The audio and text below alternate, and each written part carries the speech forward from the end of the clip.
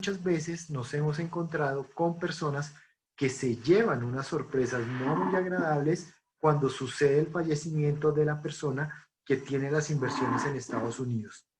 Generalmente, para la ley norteamericana, nosotros somos algo que se denomina un foreign person o un non-US foreign person. Se pueden encontrar ambas denominaciones.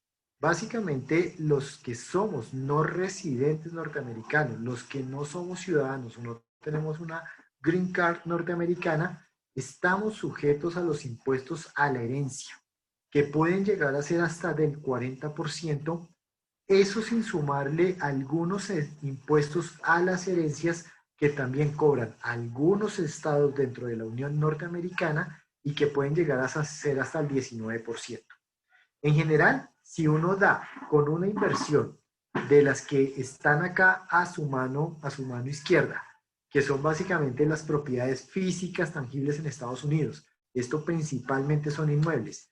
Si tienen monedas poseídas físicamente en Estados Unidos, por ejemplo, hay personas que todavía tienen cajillas de seguridad llenas de billetes en efectivo debajo en un sótano de un banco en Nueva York.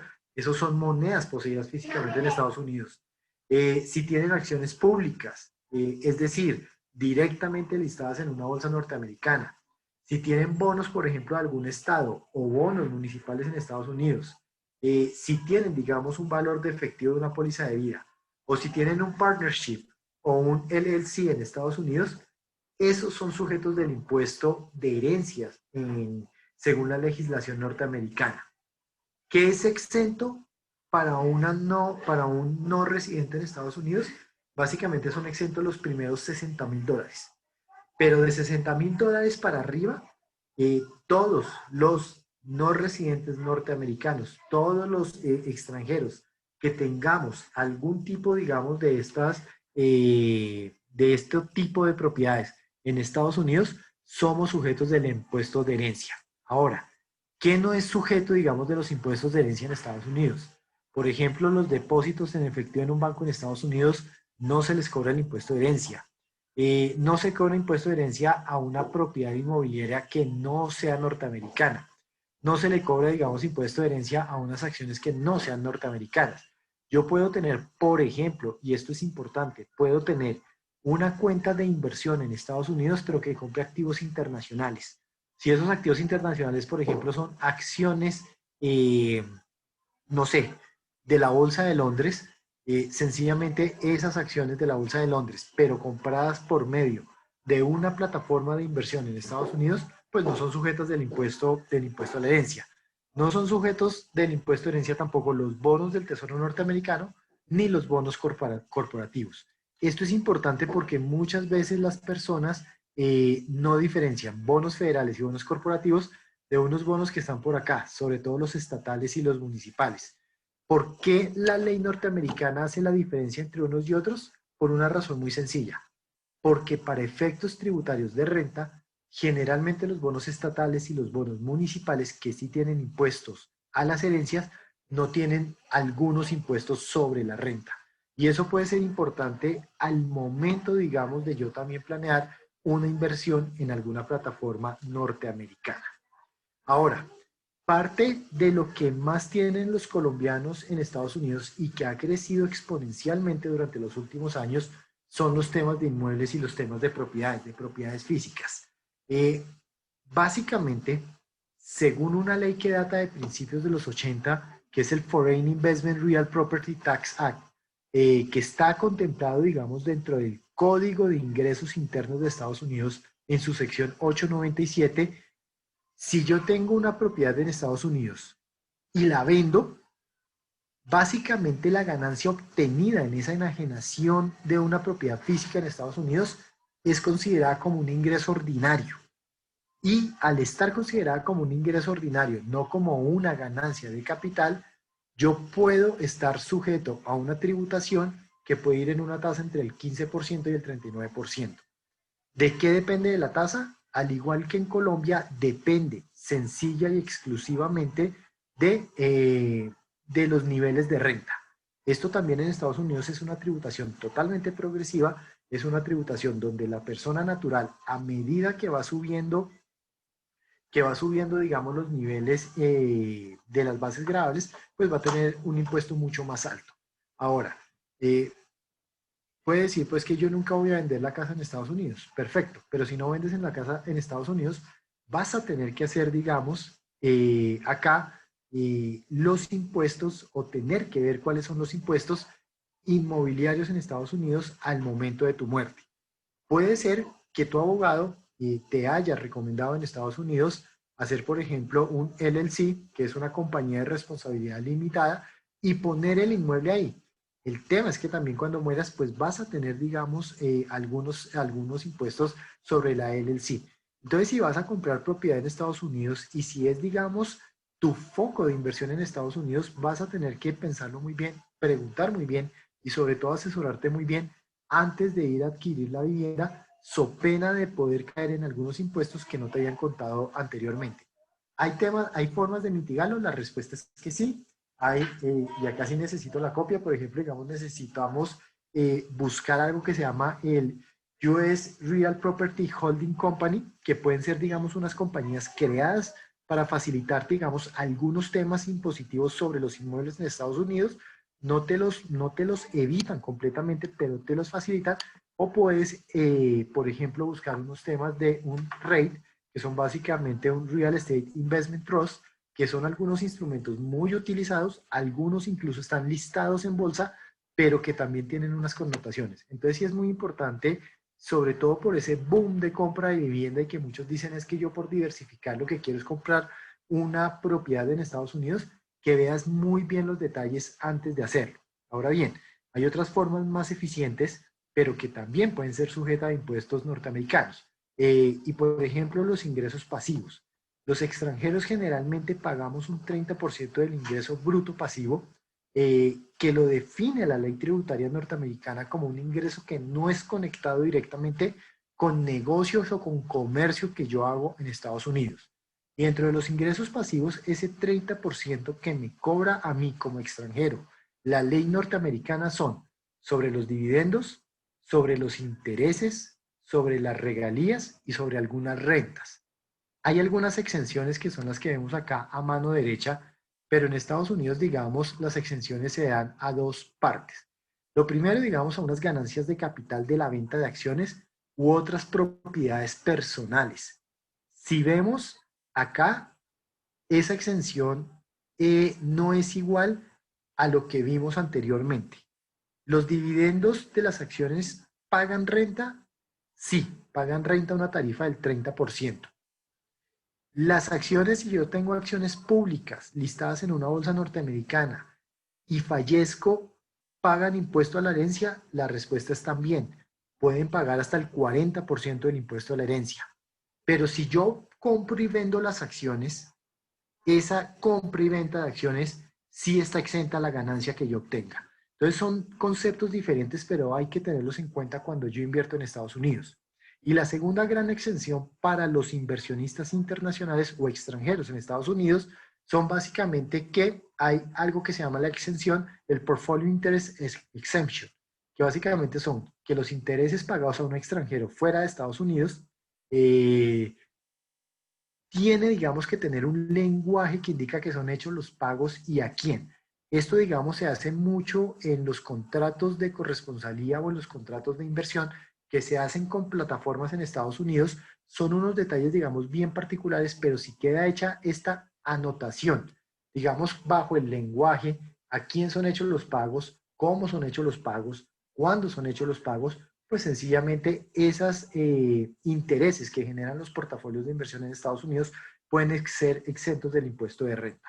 Quiero contarles esto básicamente porque la tributación en Estados Unidos es una tributación muy, muy compleja. Realmente si en Colombia nos parece complejo, cuando uno va y lee el tax code en Estados Unidos, son temas muy en profundidad, son unos temas muy complicados y sobre todo para las foreign person, pues tienen muchos detalles que realmente si no los conocemos y sobre todo no nos asesoramos previamente a hacer una inversión, puede ser algo que nos cause unas sorpresas y unas sorpresas que no son muy interesantes. Ahora, hay otras jurisdicciones y acá entro, digamos, a mostrar Una de ellas, después de contarles, digamos que las ganancias de capital, que por ejemplo, digamos, los extranjeros no somos sujetos de los impuestos a los intereses ganados en las cuentas bancarias en Estados Unidos y muchas ganancias de capital. Sin embargo, por acá hay otros intereses que pueden pagar, por ejemplo, los bonos que sí son grabados con las tasas, digamos, impositivas en Estados Unidos. Entonces, esto toca verlo muy en detalle y toca verlo que si quieres hacer una inversión en Estados Unidos, porque veo mucha gente colombiana yendo hacia allá, pues realmente toca asesorarse muy, muy bien antes de poder hacerla para no evitar, para, digamos, no caer en esas sorpresas no tan agradables que les estoy diciendo. Posteriormente les quiero hablar, por ejemplo, de algunas jurisdicciones que son unos centros financieros internacionales. Ojo, no son paraísos fiscales, porque mucha gente dice, ah, es que un centro financiero internacional de baja tributación, un paraíso fiscal. No, paraíso fiscal está bajo la ley colombiana totalmente taxativo en un decreto que expidió en el año 2014 la DIAN y que dice cuáles son las 20 jurisdicciones que son consideradas paraísos fiscales. Sin embargo, lo que quiero presentarles acá es una jurisdicción internacional financiera muy sólida, un centro que es de los más importantes en Europa, poco conocido, digamos, en Colombia, pero para que ustedes se den cuenta cuál es la diferencia, por ejemplo, de una inversión en una jurisdicción que puede ser Isla de Man con Estados Unidos. Si bien yo puedo invertir donde quiera, esos detalles me gusta que contarlos y me parece interesante tenerlos en cuenta porque finalmente sí son muy, muy relevantes y cambian mucho los resultados finales. Isla de Man, como no se conoce mucho, quiero contarles que es, por ejemplo, una dependencia de la corona británica, tiene un gobierno y parlamento y un sistema jurídico totalmente independiente y autónomo de la corona británica. Si bien es dependencia de la corona británica, es dependencia para dos puntos particulares que son los señalados entre paréntesis. Para las relaciones internacionales y para los temas de defensa. Para todo lo demás, sistema jurídico, leyes de inversión, leyes de ganancias, leyes tributarias, es totalmente aparte de la corona británica, a pesar de que la reina Isabel pues, es la regente de Isla de Man. Tiene un desempleo cero, un superávit fiscal que viene creciendo año tras año casi por 30 años. Para las efemérides tiene el parlamento más antiguo del mundo, que viene, digamos, en funcionamiento de forma ininterrumpida a pesar de todo lo que ha pasado en el mundo desde el año 979. Si nosotros nos ponemos a pensar en el año 979, han pasado muchas cosas. Han pasado la invasión, por ejemplo, de Genghis Khan a Europa, ha pasado la pandemia de la peste negra, han pasado guerras, han pasado una serie de cosas que realmente nos dicen, digamos, la solidez de tener un parlamento en funcionamiento desde hace más de 1000 años. Simplemente para las cosas, digamos, anecdóticas, yo muchas veces en estas charlas y sobre todo cuando estoy en vivo ante un auditorio le pregunto, bueno, ¿cuál era la ciudad más importante del mundo en el siglo X? Y entonces la gente me empieza a decir, bueno, podía ser Estambul, podía ser Roma, París, algunos se aventuran a decirme, pudo ser Beijing, pudo ser alguna ciudad de la India. Eh, y nadie de todavía, de los que yo les pregunto esto, me ha atinado a decir que la ciudad más importante en el siglo X era el califato de Bagdad. Entonces, si ustedes se dan cuenta, el mundo ha cambiado y ha cambiado de una forma bastante sustancial, por lo cual este dato no solo es anecdótico, no es un dato menor, sino que realmente es un dato que su parlamento funcione desde antes del año 1000 de forma ininterrumpida de la solidez, digamos, de esta jurisdicción. Tiene una calificación, digamos, de AA2 por Moody's, que es después, digamos, del AAA, es la siguiente calificación, lo cual es muy, muy importante. Y finalmente, integra, digamos, la lista blanca de la OCDE, es uno de los 31 estados que al cumplirse, digamos, 10 años de las listas de la OCDE, esta entidad, digamos, calificó, digamos, como uno de los estados que cumplen con los más altos estándares de transparencia a nivel internacional. También desde el año 2009, Isla de Man está calificada por el Fondo Monetario Internacional como una entidad, digamos, destacada en el ámbito internacional, en el ámbito financiero internacional. ¿Por qué nos gusta mucho Isla de Man? Y lógicamente, pues acá quiero contarles que tenemos un contrato de corresponsabilidad con una entidad de Isla de Man Y básicamente nos gusta mucho porque para personas, familias, empresas y colombianos en general, el tema de protección y de seguridad patrimonial que brinda Isla de Man no lo hemos encontrado en ninguna otra parte del mundo. Simplemente para contarles, Isla de Man tiene un sistema que se llama, digamos, es un sistema como de activos que ellos los llaman, digamos, como anillados, que es lo que vemos, digamos, acá a mano izquierda. Y para contarles, digamos, que es ese sistema de activos anillados, es un sistema que funciona por capas, que en la medida, digamos, en que una capa va fallando, va entrando otra capa. Y esto ha permitido, por ejemplo, que en la historia de Isla de Man, solo una vez haya existido un problema con una entidad financiera de Isla de Man. Básicamente, ese sistema por capas funciona de la siguiente manera. La primera capa es un sistema que se llama el sistema, digamos, de provisiones técnicas. Y esto básicamente son unos fondos que toda entidad financiera en Isla de Man tiene que tener aparte para responder por, digamos que por las obligaciones que tiene con sus clientes. Entonces, estos fondos no pueden ser utilizados, que son parte, digamos, del capital de la administradora, pero no pueden ser utilizados para algo diferente que para respaldar una parte de lo que es el capital invertido con los clientes. Ustedes me dirán, pero eso funciona en todo lado, y la respuesta es no. Si ustedes tienen en la cabeza, por ejemplo, lo que ha sucedido en los últimos años, o lo que sucedió, digamos, por allá en la década de los 80 en Colombia con la quiebra de algunas entidades financieras, lo que sucede es que se le va pagando a los empleados, a la DIAN, y después se le paga, digamos, a los clientes. Eso en Colombia, según la ley, se llama, pues yo entro, digamos, como quirografario grado quinto. Y generalmente con lo que me responden las entidades financieras es con parte de su patrimonio. Y por eso es que uno ve gente parada en la fila, en la puerta de los bancos, esperando a ver qué le toca del patrimonio de la entidad financiera. En Isla de Man es totalmente diferente. Estos fondos no están, si bien son fondos de la administradora, están totalmente congelados aparte. Bien, si falla, digamos, esos términos de technical provisions, entra, digamos, a funcionar algo que se llaman los requerimientos de capital, que por eso son los dos siguientes anillos. El primer anillo, digamos, es un requerimiento de capital que la legislación de Isla de Man llama la solvencia de capital, y es un sistema de alerta temprana, en el cual si se llegan, digamos, a volar, y perdónenme la palabra, si se llegan, digamos, a volar esos sistemas de alerta temprana que generalmente tienen que ver con unos márgenes de solvencia, pues entran, digamos, las autoridades de Isla de Man a buscar un plan remedial para restaurar el capital afectado.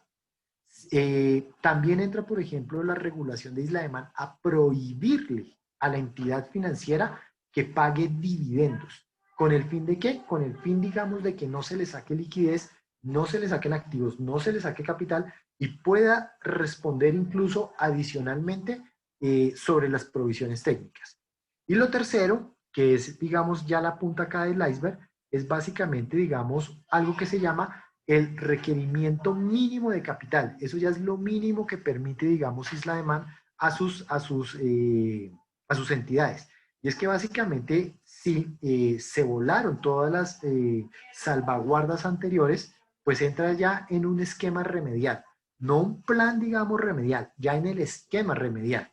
Pero si a juicio, digamos, de la FSA, que es la Autoridad Financiera de Isla de Man, ese plan remedial, ese esquema remedial no es suficiente, se toma posesión inmediata de la entidad, y los activos de los clientes congelados para evitar, digamos, a ver, congelados, no congelados de que el cliente no los pueda mover, congelados para que la entidad financiera, digamos, se pueda aprovechar de ellos.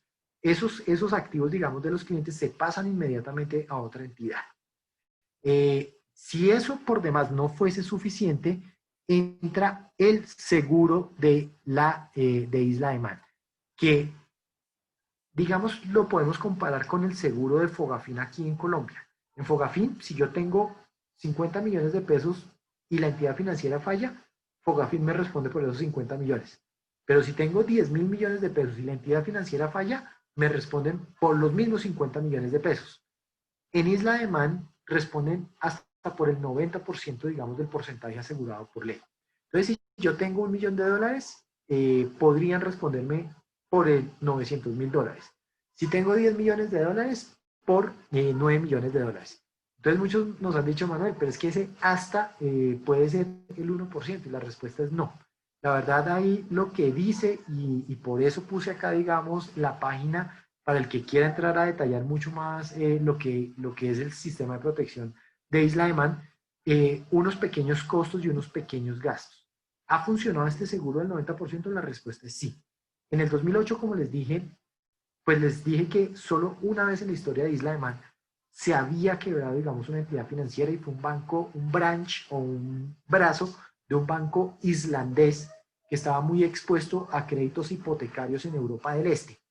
Falla, digamos, este branch, no le puede responder. Era un banco que se llama Sigmund y Friedlander, por aquí tengo también el nombre exacto para dárselos, Singer y Friedlander, falla, y la autoridad de Isla de Man respondió por el 96% de los depósitos que tenían los clientes en este branch de este banco. Entonces, si ustedes ven, es un sistema de protección que en ninguna otra parte de lo que hemos visto existe. En Estados Unidos hay un sistema de protección, la respuesta es sí, pero el FDIC, que es la entidad, digamos, federal que responde por los ahorros e inversiones de los clientes en las entidades financieras en Estados Unidos, responde por hasta $250.000. Entonces, si ustedes ven, este es un sistema que realmente hace a la Isla de Man muy, muy interesante. Adicionalmente, todos los temas de planificación fiscal para extranjeros en Isla de Man son muy fuertes. Los extranjeros no tienen ningún tipo de impuesto en Isla de Man, ni a la ganancia, ni a las sucesiones. Entonces, pues esto también puede ser muy interesante porque permite probablemente hacer unas planificaciones fiscales mucho más ricas que lo que puedo hacerlo en otras partes. Si tengo acciones en Estados Unidos, pago el 30% de impuestos. Si tengo una casa en Estados Unidos y muero, después de los primeros $60.000 voy a pagar un impuesto a la herencia del 40%. En Isla de Man, no. En Isla de Man, ni las ganancias por ventas, por intereses, por dividendos o por sucesiones tienen impuesto para los extranjeros, y esta es una de las ventajas que, además de la protección y la seguridad patrimonial, me brinda la planificación fiscal. Ahora, otro, digamos, de los puntos, del tercer punto importante que hemos visto para Isla de Man, es el tema de planificación sucesoral. En Colombia, digamos que los que están un poco más habituados a temas de sucesiones, o los que ya han vivido una sucesión, sabrán, digamos, que en Colombia la sucesión está totalmente rígida por el Código Civil. Yo puedo testamentariamente en Colombia disponer de hasta el 50% de mis bienes libremente. Este 50%, antes era el 25%, subió con la ley 1934 del año 2018. Sin embargo, yo tengo, digamos, un 50% que se llama de legítima forzosa, que tiene, digamos, unos herederos totalmente predeterminados, y que la ley civil colombiana me dice no se puede saltar por ningún motivo.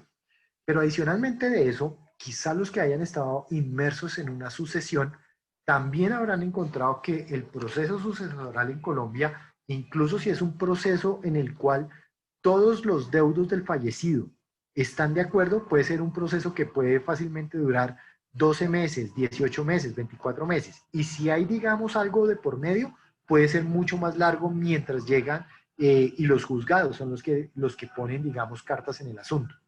En Isla de Man, a diferencia de la ley colombiana, hay una ley que es la ley común, que es la ley, digamos, que nace del derecho inglés. Allá, ¿cómo funciona la sucesión? Yo nombro hasta 10 personas que para la ley de Isla de Man se llaman beneficiarios. Sin embargo, quiero, y esto es una claridad importantísima que me toca hacer, no son beneficiarios como en un seguro, son beneficiarios sucesorales. Allá nombro hasta 10 beneficiarios principales, puedo nombrar 10 beneficiarios suplentes, a cada uno de los beneficiarios les puedo poner un porcentaje diferente, y realmente lo importante de este esquema es que una vez fallece el titular de la cuenta, enviamos el acta de fallecimiento, el acta de defunción traducida, y en 20 días hábiles las personas, los beneficiarios sucesorales nombrados por el titular de la cuenta, tienen los recursos disponibles. ¿Por qué esto es importante? Porque en nuestro ejercicio profesional hemos encontrado familias que tienen un capital construido importante. Muere el paterfamilia, y a la muerte del paterfamilia se encuentra que son totalmente ilíquidas. Y mientras sale la sucesión, el año, los 18 meses, los 24 meses, el tiempo que sea, básicamente tienen que vivir endeudados. Y tienen que vivir endeudados porque, a pesar de todo el gran patrimonio que tenía el fallecido, realmente no pueden disponer del mismo hasta que la sucesión no sale.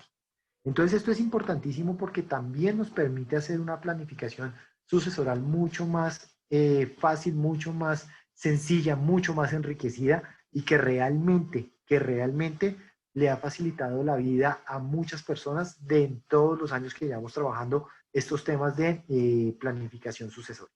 Entonces esto es importante y se los quería contar para que ustedes vean las diferencias. ¿En Estados Unidos es fácil la sucesión? Depende. Realmente también uno tiene que nombrar un curador. Uno puede estar inmerso, digamos, en algunos procesos estatales que tienen que ir ante el juzgado, no porque haya problema, sencillamente porque la ley norteamericana dice que toca hacerlo. Entonces yo muero con una inversión en Estados Unidos y me toca buscar la persona que me lleve sencillamente la sucesión. Me toca buscar, digamos, todos esos temas asociados eh, a poder sacar la sucesión adelante.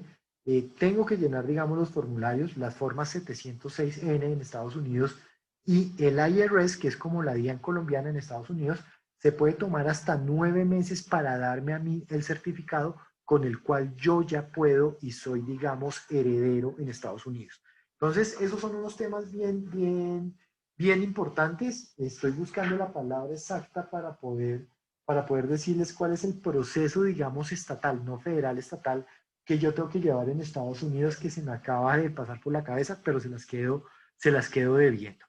Bien, en Isla de Man, ¿qué hacemos? Digamos que somos corresponsables en Colombia de una entidad que se llama Quilter International, que es parte, digamos, de un conglomerado que se llama Quilter PLC, que es una entidad que tiene más de 1 millón de clientes, 156.000 millones de dólares en activos bajo administración, presente, digamos, en todos los continentes, muy fuerte en lo que es Asia, en lo que es, por ejemplo, Hong Kong, Singapur, muy fuerte, obviamente, en lo que es Medio Oriente. Están creciendo mucho, digamos, en Dubái y en todas estas partes, muy fuerte en UK, y también, digamos, un competidor a gran escala en Europa. Latinoamérica no es muy conocido, pero por eso le estamos dando, digamos, y estamos teniendo este tipo de acercamientos porque creemos que una jurisdicción tan fuerte y tener acceso desde Colombia a la misma, pues realmente hace mucho sentido. Finalmente, ya para terminar y darle paso, digamos, a un par de preguntas que habían por ahí, y si hay más preguntas, pues más que bienvenidos, pues en Scandia ayudamos a nuestros clientes, y nuestra visión es, digamos, empoderar a las personas para que tengan el mejor futuro financiero. Y realmente lo que hemos encontrado es que el futuro financiero también está basado en temas de seguridad patrimonial, facilidad sucesoral, eficiencia tributaria y excelencia en inversiones. En Medellín tenemos, digamos, unos aliados, unos representantes que ustedes los pueden conocer. Es una agencia que se llama Pelta. El Club Campestre, digamos, de Medellín les puede acercar mucho, digamos, a lo que es Pelta, si quieren conocernos un poco más y si quieren ampliar la información. Sé que pasamos, digamos, por la información muy rápida, pero todos los temas que vimos hoy, todos los temas de inversiones internacionales, todos los temas de cómo llevarla, todos los temas, digamos, de las jurisdicciones, explicarles, por ejemplo, qué impuestos se pueden hacer en una parte, qué impuestos en otra, pues es parte, digamos, de nuestro ADN.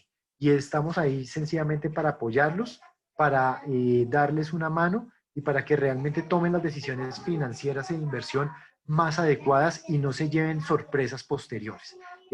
No todo lo que brilla es oro, dicen por ahí, y creo que en este momento, pues, el no todo lo que brilla es oro es mucho más que válido, y por eso, como vemos a muchos colombianos que quieren invertir afuera, nuestro propósito es que lo hagan bien, lo hagan informados y lo hagan realmente como lo tienen que hacer. Antes de terminar y darle paso, digamos, a las preguntas y a Juan Pablo para que resuelva algunas de ellas, simplemente decirles que el próximo miércoles, el 9, también en el horario de las 5 de la tarde, y por favor, toda la publicidad que puedan hacer es más que bienvenidas, estaremos hablando de inversiones. Estará Catalina Tobón, que es nuestra gerente de Economía y Estrategia del grupo Scandia. Si los podemos acompañar, también estaremos presentes, pero realmente estos espacios para nosotros son muy, muy valiosos. Entonces, muchas gracias por toda su atención y tenemos 5 minutos de preguntas. O sea, Juan, acá tenemos que responder todo de una forma muy, muy, muy, muy fuerte, muy, muy rápida. Muy rápido. Hay una pregunta y es, ¿con una cuenta de compensación puedo pagar importaciones legales de activos o mi materia prima? La respuesta es sí, pero se vuelve una cuenta de compensación. No, es una cuenta de compensación. De hecho, es una Sí, cuenta de ya compensación. es cuenta de compensación, Sí, la respuesta es sí. Puedo pagar, desde una cuenta de compensación puedo pagar cualquier operación que sea obligatoria canalización. Cuando tengo la cuenta de compensación, tener claro que tengo que hacer reporte mensual al Banco de la República y trimestral de medios magnéticos a la DIAN. perfecto. Eh, yo no veo más preguntas. Obviamente, si quieren, si no hay más preguntas, pero para seguir ampliando el tema, pues como les dije, estamos totalmente dispuestos por medio, digamos, de Luz Victoria Restrepo, que está acá, digamos, en este chat, conocida como Vicky Restrepo. Nos pueden hacer llegar también todas las dudas, inquietudes que hayan quedado sobre la mesa. No siendo más, pues nuevamente mi agradecimiento a todos ustedes por la atención prestada, al Club Campestre de Medellín por abrirnos las puertas. Juan, muchísimas gracias también por la sesión del día de hoy. Manuel, a ustedes muchísimas gracias, a todos el equipo del club, muchísimas gracias, a todos los que nos apoyaron para que esto sea posible y esperamos verlos prontamente. Perfecto. Y entonces de mi parte, simplemente recordarles la información. El próximo miércoles 9 de septiembre, también en el horario de las 5 de la tarde, estaremos hablando de inversiones para que los tengan todos absolutamente presentes. Entonces, no siendo más, muchas gracias y les deseo una muy buena noche, y nos vemos en una pronta oportunidad. Hasta luego. Chao.